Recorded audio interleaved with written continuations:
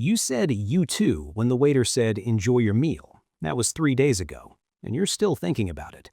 Not just remembering it, actively replaying the cringe, running simulations of what the waiter must have thought, imagining what you should have said instead. While most people forgot that interaction before they left the restaurant, there's a group of people who will be analyzing it 3 weeks from now.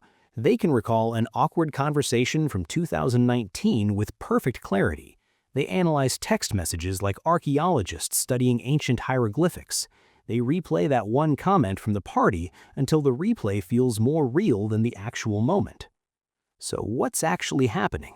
Psychologists have a name for it, but it's not what you think. Here's the thing. You're not replaying everything. You're not lying awake thinking about what you had for breakfast or what route you took to work. Your mind is incredibly selective about what it chooses to investigate. Psychologists call this rumination, and it's not just overthinking. It's treating a 2-second social interaction like a cold case that demands constant investigation. Think about it. 1,000 perfectly normal interactions happen, and your mind files them away without a second thought. But one slightly awkward moment gets flagged for full forensic review. Now here's where it gets interesting. When you're replaying that waiter moment, your brain lights up in 2 specific areas. Your problem-solving center activates, trying to crack what happened, and your threat detection system fires up, warning that something might be wrong. People who don't replay? Their brains just process it as a normal memory. They file it and move on. But you're running 2 emergency systems simultaneously over a stranger you'll never see again, both designed to keep running until they solve the problem. Except there is no solution. And it's not just happening in your head. Your body is responding like there's an actual threat in front of you. When that memory surfaces, your heart rate spikes. That familiar drop in your stomach appears out of nowhere. Heat floods your face, even though you're alone in your room 3 days later. Your shoulders tense up, your breathing gets shallow. The waiter isn't there. The moment is long gone, but your nervous system is reacting like you're still standing at that table, mid-cringe with everyone watching. Your body can't tell the difference between remembering a threat and experiencing one, so it prepares you to fight or flee from a conversation that's already over. This is what makes rumination so exhausting.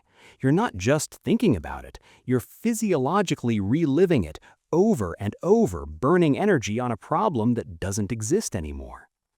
You'd think all this mental rehearsal would make you better at social situations, right? Like you're learning from mistakes, preparing for next time. But research on people who chronically ruminate found something surprising. Studies show a 34% decrease in problem-solving ability under stress for people who ruminate. The replaying isn't making you sharper socially, it's making you worse. So if it's not helping, why can't you stop? Because you're chasing certainty in a situation that offers none.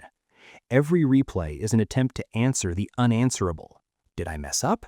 What do they think of me? Am I safe? There's no way to solve whether the waiter judged you. The equation has missing variables, but your mind keeps calculating anyway. And here's what makes it worse. You're living in the only era of human history where social interactions leave permanent, reviewable evidence. Your ancestors had this same pattern, but they could only replay from memory, imperfect, fading memory. After a few days, the details would blur and they'd have to let it go. You can screenshot the conversation. You can check the timestamp showing when they read your message and didn't respond. You send something thoughtful and get back, "ha ha, yeah," and you will spend 3 days analyzing what those 2 words mean. Social media didn't invent rumination, but it gave every replayer unlimited access to evidence that never degrades. Before smartphones, awkward moments had expiration dates. The memory would fade, you'd have to move on. Now that text lives in your phone forever, ready to reopen the investigation whenever you want more certainty. But it's not just about preserving your own awkward moments. You're also watching everyone else's social interactions play out in real time. They responded to you with "ha ha, yeah," but you saw them write 3 paragraphs on Sarah's Instagram story. Your friend takes 6 hours to reply to your text that posts twice on Twitter in that same window. Every interaction you have now comes with a reference point showing you how they interact with everyone else. which means you're not just replaying the conversation anymore. You're comparing it, ranking it, building a case about what it means that their response to you was shorter, slower, less enthusiastic than their response to someone else. The rumination gets compounded by social comparison, and suddenly you're not just analyzing one interaction, you're analyzing your entire social standing based on reply times and punctuation choices. And that reveals something about why certainty feels so critical. From an evolutionary perspective, social rejection wasn't just uncomfortable, it was fatal. Get expelled from your tribe and you died. No shelter, no protection, no resources. The humans who survived longest were the ones obsessing over every micro-signal that the group might turn against them. They caught warning signs early. They didn't get voted off the island because getting voted off meant death. Your threat detection evolved to treat ambiguous social signals as survival emergencies. The "you too" moment triggers the same alarm as potential tribal exile. Logically, you know the waiter doesn't matter, but the alarm is running 200,000-year-old software that says ambiguous social signal equals possible rejection equals survival threat. Which raises an interesting question. If we're all replaying conversations, why does it wreck some people and barely affect others? The difference isn't what you're doing, it's why.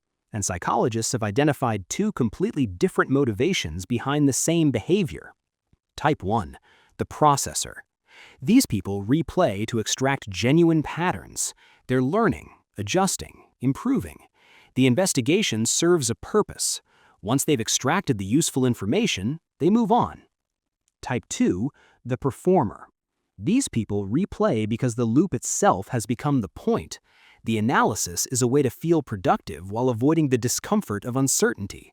They're not solving anything, they're staying busy. Here's the difference. Processors use rumination as a tool. It leads to insight, then stops. Performers use rumination as a shield against ambiguity. It never stops, because stopping means sitting with not knowing. One is moving toward resolution, the other is running from discomfort.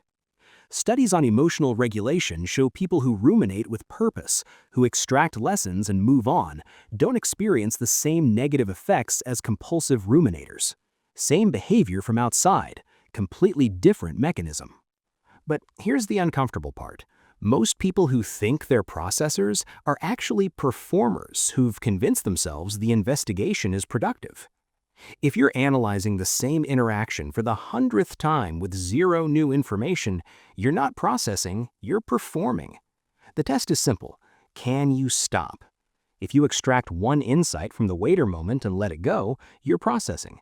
If you're still thinking about it weeks later with nothing new to learn, that's performance. Most of us do both at different times. The challenge is knowing which mode you're in. And this shows up most clearly in relationships. Someone texts you, "We need to talk," and you spend the next 6 hours running every possible scenario before the conversation even happens. You've already had the breakup conversation, the conflict resolution, and the makeup in your head before they've even told you they just wanted to discuss dinner plans. Or your partner says, "I'm fine," but their tone was slightly off. A processor notices, asks one clarifying question, and moves on based on the answer. A performer replays that "I'm fine" for 3 days, analyzing pitch and pace, building a case that they're definitely not fine, creating an entire narrative about what they're really thinking. The difference isn't in noticing the signal, it's in what you do after you notice. One path leads to communication, the other leads to an imaginary argument with someone who isn't even upset. Now, you'd assume all this analyzing would make replayers more self-aware, right? Turns out the research is conflicting. Ruminators report higher self-awareness. They notice subtle social dynamics others miss. They're more attuned to micro-cues. But that awareness doesn't improve social outcomes. They're noticing everything and learning nothing useful. A 2018 study found moderate self-reflection beats both extremes. No reflection means you miss patterns. Excessive rumination means you notice patterns but can't act on them. The sweet spot is in the middle. Notice the pattern, extract the lesson, move forward. But how do you know when you've crossed from helpful reflection into harmful rumination? There are specific markers that signal the shift. When conversation replaying starts affecting your sleep, that's a sign. When you begin avoiding situations entirely because you're still processing the last one, that's a sign. When the mental replay prevents you from taking action, from sending the text, from having the conversation, from showing up to the event, you've moved past processing into paralysis. Research shows that rumination becomes clinically significant when it interferes with functioning, not when it happens, but when it stops you from living. The occasional replay is normal. The constant replay that keeps you from moving forward is the problem. Which brings us to the truth.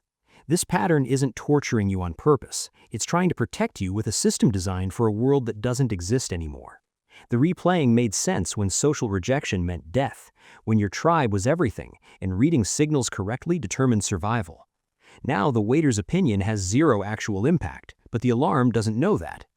So here's what psychology tells us.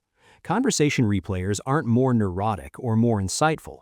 They're not overthinking or underthinking. They're operating with different threat detection calibration. Some people are wired to tolerate social ambiguity. Others are calibrated to investigate it. Neither is wrong. Both strategies kept humans alive for millennia. That's why both still exist. Problems start when either side assumes superiority, when quick movers mock replayers for overthinking, when replayers assume quick movers don't care enough. Both approaches work, both have costs. The real question isn't which type you are, it's whether the replaying is serving you or controlling you. So are you still replaying that conversation from 3 days ago? Let me know in the comments. And if this explains something you've never understood about yourself, the next video breaks down another pattern you'll recognize immediately.